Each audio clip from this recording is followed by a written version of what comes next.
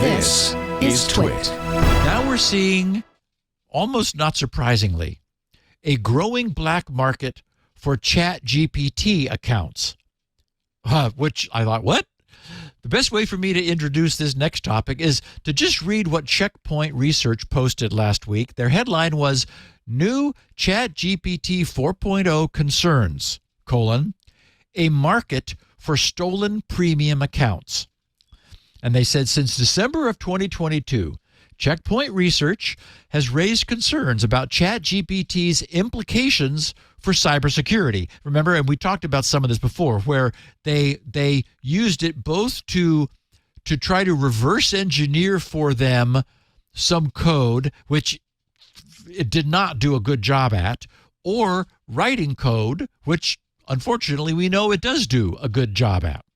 So they said now Checkpoint also warns that there's an increase in the trade of stolen ChatGPT premium accounts, which enable cyber criminals to get around OpenAI's geofencing restrictions to obtain unlimited access to ChatGPT.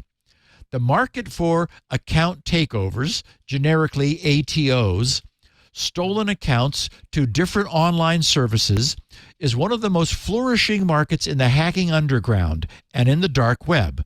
Traditionally, this market's focus was on stolen financial services accounts, banks, online payment systems, and so forth, social media, online dating websites, emails, and more. They said since March of 2023, which, was 4 weeks ago, Checkpoint sees an increase in discussion and trade of stolen ChatGPT accounts with a focus on premium accounts, including leak and free publication of credentials to ChatGPT accounts, trading of premium ChatGPT accounts that were stolen, brute forcing and checker tools for ChatGPT, meaning tools that allow for brute forcing, that allow cyber criminals to hack into ChatGPT accounts, and ChatGPT accounts as a service, dedicated service that offers opening ChatGPT premium accounts, most likely using stolen payment cards. So, why is the market of stolen ChatGPT account on the rise? What are the main concerns? They said, as we wrote in previous blogs, ChatGPT imposes geofencing restrictions on accessing its platform from certain countries, including Russia, China, and Iran. Recently, we highlighted that using ChatGPT AI allows cybercriminals to bypass different restrictions as well as use of ChatGPT's premium account. All this leads to an increased demand for stolen ChatGPT accounts, especially paid premium accounts.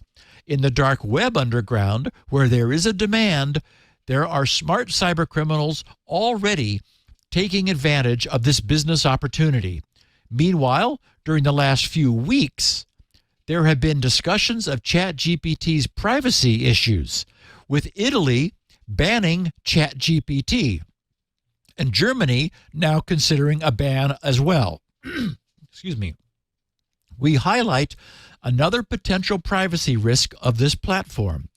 ChatGPT accounts store the recent queries of the account's owner. So when cybercriminals steal existing accounts, they gain access to the queries from the account's original owner. This could include personal information, details about corporate products and processes, and more. And Leo, on the first of the three podcasts where Ant co-hosted, we covered the story of Samsung's employees on 3 separate instances uploading, wanting to get the advantage of ChatGPT's thoughts, in air quotes, about something. What are your thoughts? What are your thoughts? They uploaded Samsung proprietary information in order to get ChatGPT to tell them what it thought. Oh, Lord. And after 3 instances of that, Samsung I know, has shut down. They imposed a 1K limit on the transactions with ChatGPT, and said they are looking into measures for bringing a ChatGPT facility into their internal corporate network so that you won't have to go onto the public internet in order to use it. I wonder, though, if there's any evidence that ChatGPT does save that information.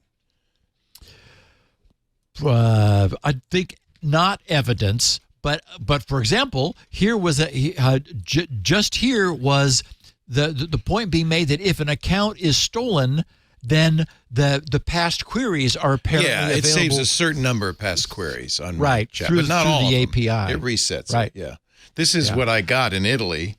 Accesso a ChatGPT disabilitario per gli utenti in Italia. Then this is actually from the ChatGPT folks. They posted an English one as well, which is nice. But yeah, I thought, well, I heard that, so I said, well, let me try to use it because I have an account.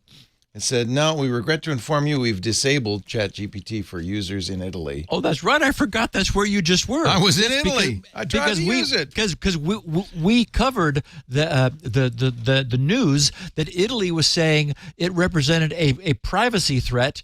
And so they were just not going to make it available. Right. Sorry about that. We're just saying no. It's the same question, though, is, and ChatGPT denies it. They say, well, we don't scrape everything. We scrape stuff that's publicly available. Right. So if they don't save stuff and they only scrape public stuff, I don't know if there really is any. It's just in fact, that was the point we made on the podcast, was it's really just a different kind of spider than Google, it's a which spider. is indexing and saving the entire web. Right. And, it just is it has a conversational interface instead of one that's just sort of, put in some keywords and see what hits you. Exactly. This stuff will shake out. I don't think I think it's a short-term issue. This episode of Tech Break is brought to you by ACI Learning. Enjoy elevating your IT skills with IT Pro from ACI Learning. Get exclusive access to practice labs, tests with real-world simulations, hands-on experience, and test preparation. Learn the way that works best for you. Visit go.acilearning.com/twit to transform your talent with the best-in-class education from passionate experts.